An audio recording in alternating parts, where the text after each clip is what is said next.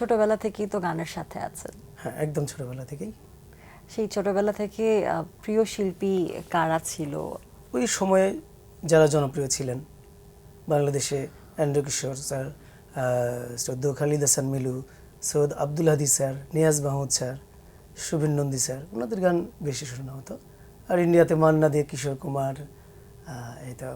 নারীদের প্রতি কোনো বিদ্বেষ আছে? না না, কোনো কেন নারী থাকবে? শিল্পীর নাম না, এখনো না, বললেন না। এটা কখনোই কাজ করে না, কারণ আমি মনে করি মনে করারও কিছু নেই। নারী তো আমার মায়ের জাত, আমার মা একজন নারী, তাহলে কেন তাদের প্রতি বিদ্বেষ থাকবে? নারী শিল্পীদের মধ্যে কাদের গান শোনা হতো? রুনা লায়লা ম্যাম, সাবিনা ইয়াসমিন, শাকিলা জাফর, বেবি নাজনীন। চলুন ফিরে যাই আমাদের আজকের অতিথি কণ্ঠশিল্পী কেডি উজ্জ্বলের কাছে। আবারও ফিরে এলাম ভাই আপনার কাছে। শুরুতে যেটা বলছিলাম যে আড়ালে কথা হচ্ছিল যদিও, যে মৌলিক গান কতগুলো করা হয়েছে আপনি আসলে গুনতে পারছিলেন না এক্স্যাক্টলি। গত বছর আমি কাউন্ট করেছি, এরপরে যে গানগুলো রিলিজ হয়েছে এরপরে কাউন্ট করতে পারিনি, তবে 150+। যা হোক, যেহেতু নির্ধারিত সংখ্যা জানা যায়নি, সুতরাং বলাই যায় যে অনেক অনেক গান করা হয়েছে। সেই গানগুলোর গল্প শুনবো, কিন্তু যে মানুষটি এতগুলো গান করেছেন, যে মানুষ নিয়মিত গানের চর্চা করছেন, তার সাথে আড্ডার শুরুতে গানের সুর যদি না থাকে তাহলে তো বোধহয় আড্ডাটা যাবে না। কোন গানটি শুনবো? আমাদের দেশের একজন স্বনামধন্য শিল্পী শ্রদ্ধেয় এন্ড্রু কিশোর স্যার, আমার ভীষণ প্রিয় উনি। তো ওনার একটি গান করছি। গানটি লিখেছেন মুকুল চৌধুরী এবং সুর করেছেন আলম খান। আমাদেরও ভীষণ প্রিয় একজন মানুষ তিনি।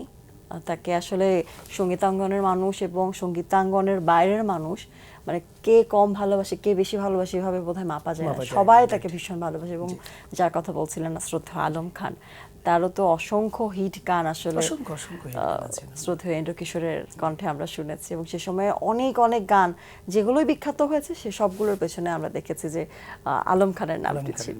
গানটি শুনে ফেলি। ওকে। ভালোবেসে গেলাম শুধু, ভালোবাসা পেলাম না, আশায় আশায় দিন যে গেল, আশা পূরণ হলো না। ভালোবেসে গেলাম শুধু, ভালোবাসা পেলাম না, আশায় আশায় দিন যে গেল, আশা পূরণ হলো না।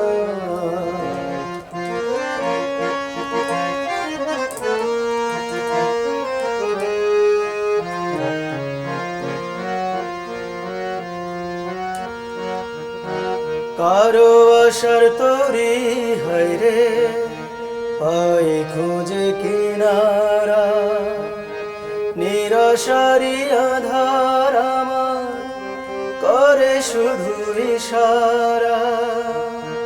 কারো আশার মালা খানি কণ্ঠেতে শোভা পায়, আমার আশার ফুলগুলো সব ঝরে ঝরে পড়ে যায়।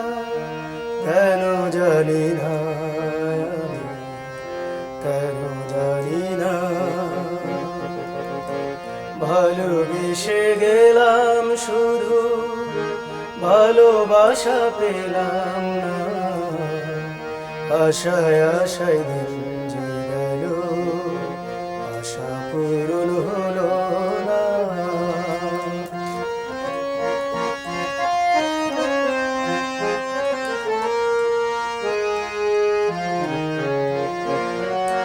চোখের কাছে সুখের পাখি খাঁচায় ধরা দিল না, এত কথা বুঝে পাখি মনের কথা বুঝলো না।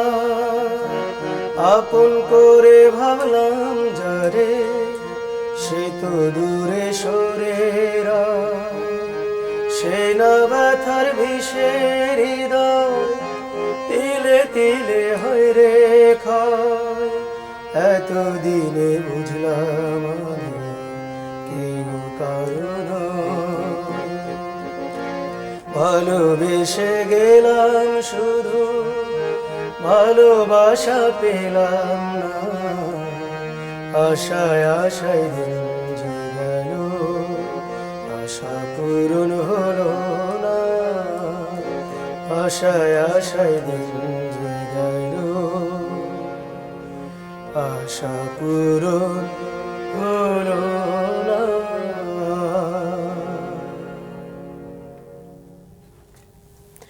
অনেক ধন্যবাদ এত সুন্দর একটি গান দিয়ে আজকে সকালের আড্ডাটা শুরু করার জন্য। ছোটবেলা থেকেই তো গানের সাথে আছেন। হ্যাঁ, একদম ছোটবেলা থেকেই। সেই ছোটবেলা থেকে প্রিয় শিল্পী কারা ছিল? ওই সময়ে যারা জনপ্রিয় ছিলেন বাংলাদেশে, এন্ড্রু কিশোর স্যার, শ্রদ্ধেয় Khalid Hasan Milu, Syed Abdul Hadi sir, Niaz Mahmud sir, Shubhin Nandi sir, ওনাদের গান বেশি শোনা হতো। আর ইন্ডিয়াতে মান্না দে, কিশোর কুমার, এটা। নারীদের প্রতি কোনো বিদ্বেষ আছে? না না, কোনো কেন নারী থাকবে? শিল্পীর নাম না, এখনো না, বললেন না। এটা কখনোই কাজ করে না, কারণ আমি মনে করি মনে করারও কিছু নেই। নারী তো আমার মায়ের জাত, আমার মা একজন নারী, তাহলে কেন তাদের প্রতি বিদ্বেষ থাকবে? নারী শিল্পীদের মধ্যে কাদের গান শোনা হতো? রুনা লায়লা ম্যাম, সাবিনা ইয়াসমিন, শাকিলা জাফর, বেবি নাজনীন, ওনারা তো তখন খুব তুঙ্গে ছিলেন। এই যে ছোটবেলা থেকে গানের সাথে আছেন, ছোটবেলায় যাদেরকে আসলে ভীষণ করে শুনতে চেয়েছেন, ভীষণ করে দেখতে চেয়েছেন, তাদের সাথে সখ্যতা, তাদের গান শুনে তাদের প্রতি ভালোবাসার জায়গাটা বড় হতে হতে দেখি শিল্পীদের প্রতি চাওয়া পাওয়ার পরিবর্তন হয়? মানে কোনোভাবে মনে হয় যে আমি ছোটবেলায় সাবিনা ইয়াসমিনের গান শুনতাম, বড়বেলায় এসে আমার মনে হচ্ছে যে আমার রুনালের গান ভালো লাগছে বা অন্য কিছু? এরকম মনে হয়েছে অনেকবার। তবে আমাদের আমরা এতক্ষণ যে ধরনের যাদের কথা বললাম তাদের প্রতি সেই সম্মানটা এখনো আছে, কিন্তু এখানে যত বড় হচ্ছি এখানে আরেকটা বিষয় কাজ করেছে আমার, সেটা হচ্ছে ক্লাসিক্যালের ব্যাপারটা। যে আসলে আমাদের শিল্পীদের ক্লাসিক্যাল জানাটা অনেক জরুরি, অনেক অনেক, এটা আমি ফিল করেছি। তবে ওনাদের গান আমার ওই তখনও যেমন লাগতো এখনো ঠিক তেমনই লাগে। তাদের প্রতি ভালো লাগা কমানোর কোনো সুযোগ আসলে নেই। নেই। আমি জাস্ট প্রশ্ন করতে হয়তো বা একটু এলোমেলো করেছি যে সত্যিকার অর্থে যে এই যে আপনি বললেন ক্লাসিক্যাল মিউজিকটা ভালো লাগা তৈরি করেছে, এটাও তো সঙ্গীতের ধারার পরিবর্তন হয়েছে কিনা? Right right. আপনি মূলত কোন ধারার গান বেশি স্বাচ্ছন্দ্যে গেয়ে আমি থাকেন? সব ধরনের ট্রাই করি, তবে আধুনিক গানটাই বেশি করা হয়। আর ক্লাসিক্যাল তো শিখেছি, এখনো শিখছি। ক্লাসিক্যালে মাস্টার্সও করেছি আমি। পড়াশোনা ছিল কোথায় আপনার? অনার্স পর্যন্ত ফিলোসফি ছিল, আর মাস্টার্সটা করেছি আমি মিউজিকে, ক্লাসিক্যাল মিউজিক, কোথায় পড়াশোনা করেছেন? শান্তমারিয়াম ইউনিভার্সিটি। বা এই যে মাস্টার্সে এসে যখন মনে হলো যে আপনি সঙ্গীতের দিকে মনোনিবেশ করবেন, সঙ্গীত শিল্পী হয়েই নিজের জীবনটাকে এগিয়ে নেবেন, এই কারণেই কি মাস্টার্সটা এদিকে করেছেন? ছোটবেলা থেকে এরকম একটা প্ল্যান ছিল যে আমি, মানে লক্ষ্য ছিল যেটা, আমি শিল্পীই হব, জব যদি হয় হবে, বেঁচে থাকার জন্য আর কি। সেই জবের কি হলো? ছোটবেলা থেকে তো ভেবেছেন যে জব করলে করলাম, না করলে না করলাম, সেই জবের পরিণতি কি? পরিণতি এখন অবশ্য ভালো। এখন আমি দেখলাম যে আমাদের বিভিন্ন প্রাইভেট স্কুল কলেজগুলোতে স্বনামধন্য যে সমস্ত স্কুল কলেজ আছে, সেই স্কুলগুলোতে কিন্তু এখন মিউজিক টিচার নেই, এবং অন্যান্য সাবজেক্ট টিচারদের যেমন সম্মান, ঠিক আমাদের একই রকম সম্মান। শিক্ষকতার কি সম্মানের আসলেও হেরফের করা সম্ভব? শিক্ষক তো শিক্ষকই। শিক্ষক রাইট। তবে এখন আমি আমাদের ঢাকা সিটির তথা সারা বাংলাদেশের একটি সুনামধন্য সঙ্গীত শিক্ষা প্রতিষ্ঠান মাইলস্টোন স্কুল অ্যান্ড কলেজ, এখানে আমি সঙ্গীত শিক্ষক হিসেবে কাজ করছি। দারুণ ব্যাপার।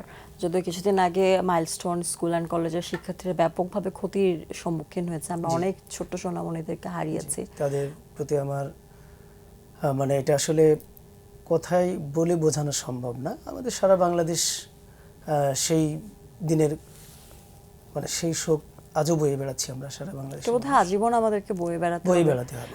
আবার একটু গানে ফিরি। দীর্ঘদিন ধরে গান করছেন এবং গানের যে ধারা, সে ধারায় নানান রকম পরিবর্তন আসলে যুগের সাথে সাথে ঘটছে। এই মুহূর্তে মিউজিক ভিডিওর একটা ব্যাপক প্রচলন দেখা যায় এবং প্রত্যেক শিল্পীরই নতুন নতুন গান বানায়, নতুন নতুন মিউজিক ভিডিও হয়। আপনার সম্প্রতি বোধহয় একটা মিউজিক ভিডিও তৈরি করা হয়েছে। দুটো মিউজিক ভিডিও রিলিজ হয়েছে গত ঈদে, একটি নিশিরাতে চাঁদের আলো, আরেকটি জানি কিছু ভুল। আজকের এই আয়োজন আপনাকে পেয়েছে, আমরা আপনার একটা মিউজিক ভিডিও দেখতে চাই, কোনটি দেখছি তাহলে? আমার শ্রদ্ধেয় গীতিকার জীবক বড়ুয়া দাদার লেখা, আমি সুর করেছি এবং আমি মিউজিক করেছি। গানটি গেয়েছি আমি, জানি কিছু ভুল, এই গানটি। দর্শক চলুন দেখে আসি কেডি উজ্জ্বলের গাওয়া নতুন একটি গান, যার মিউজিক ভিডিওটি ইতোমধ্যে প্রচারিত হচ্ছে। চলুন দেখে আসি জানি কিছু ভুলের অংশ বিশেষ। জানি কিছু ভুল ভাঙে না কোনোদিন। সে আসে না, কোন হাসে না, হয় না কো তার ভুলে জীবন রঙিন। জানি কিছু ভুল ভাঙে না কোনোদিন।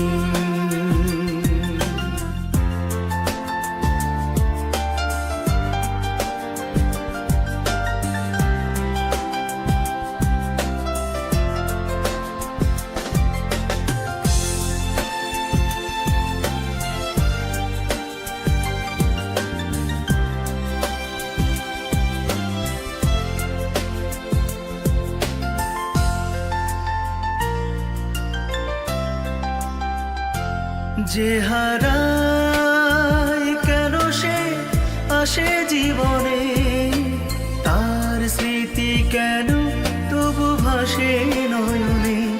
যে হারায় কেন সে আসে জীবনে, তার স্মৃতি কেন তবু ভাসে নয়নে। বুকে বাজে নিশিদিন বিরহী জানি কিছু ভাঙে না কোনোদিন। দেখে আসলাম আপনার নতুন মিউজিক ভিডিও, এবং সেই মিউজিক ভিডিওতে দেখা যাচ্ছে যে গান যেমন আছে, গানের সামনে স্ক্রিনে মানুষকেও দেখা যাচ্ছে। কেমন লাগলো? এটা একটা অন্যরকম অনুভূতি, এটা আসলে বলে বোঝানোর পসিবল না। এর আগেও মিউজিক ভিডিওতে নিশ্চয়ই কাজ করা হয়েছে। জি, কাজ করেছি। এখন তো একটা ট্রেন্ড চলে আসছে যে সিঙ্গার নিজেই মডেল হচ্ছে। তো আপনার কি মনে হয় যে সিঙ্গার থেকে মডেল হিসেবে যখন পর্দায় আপনি উপস্থিত হচ্ছেন, তখন একটু ভয় কাজ করছে, কিংবা কোনো একটু দ্বিধা থাকলেও থাকছে? কিছুটা আসলে কাজ করে, বা ফার্স্ট টাইম যখন করেছি তখন একটু কাজ করেছে, কারণ আমরা তো পর্দার আড়ালের লোক।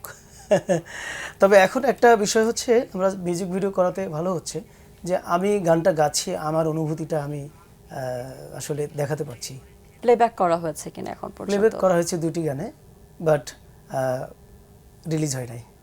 কবে নাগাদ আসতে পারে? এটা ঠিক বলতে পারছি না, ওনারাই ভালো জানেন, এখনো কিছু আমাকে জানানো হয়নি। আপনার জন্য অনেক অনেক শুভকামনা। আড্ডার একদমই শেষ পর্যায়ে চলে এসেছি। আপনার কণ্ঠে একটি গান শুনতে শুনতে বিদায় নেব, তবে তার আগে দর্শকদের কাছ থেকে বিদায় নিয়ে আসি। তো দর্শক, এতক্ষণ কথা হচ্ছিল অতিথির সঙ্গে, এবার সময় হলো বিদায় নেবার। আমাদের অনুষ্ঠান সম্পর্কে আপনার যে কোনো মতামত পরামর্শ জানাতে লিখুন এই ঠিকানায়। প্রযোজক Din Protidin, Bangla vision, Noor tower, 110 Bir Uttam CR Dutta road, Dhaka 1205, phone 96320304। আমাদের ইমেল অ্যাড্রেস dinprotidin@banglavision.tv।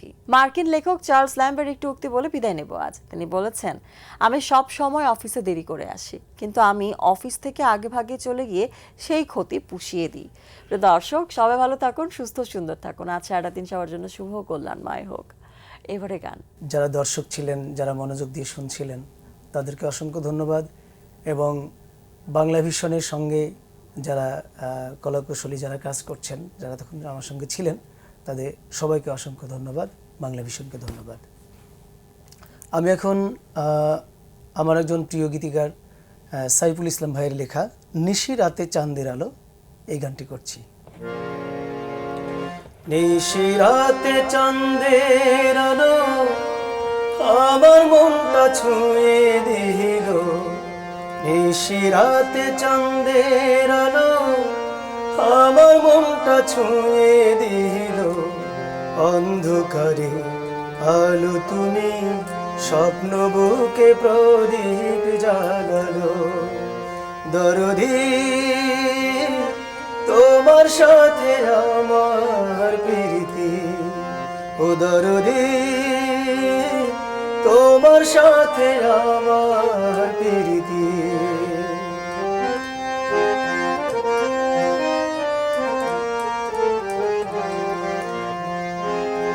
সুখ বুঝি রে অনেক দূরে, মনটা শেখায় কুরে কুরে।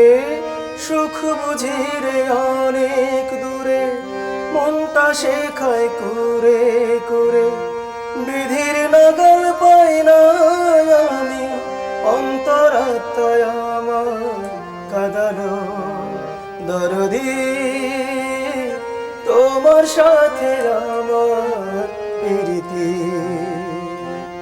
নিশিরাতে চন্দ্রের আলো আমার মনটা ছুঁয়ে দিল নিশিরাতে চন্দ্রের আলো আমার মনটা ছুঁয়ে দিল অন্ধকারে আলো তুমি স্বপ্ন বুকে প্রদীপ জ্বালালো দরদি তোমার সাথে আমার প্রীতি ও দরদি তোমার সাথে আমার প্রীতি ও দরদি